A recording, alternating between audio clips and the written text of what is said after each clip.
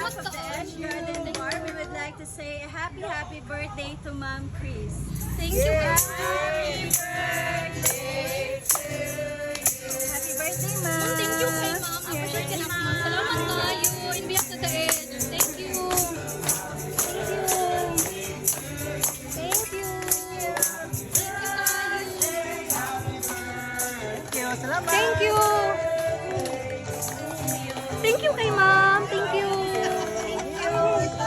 Pwede ka itong drinks ako, ah? Ano mo? Bye, bye,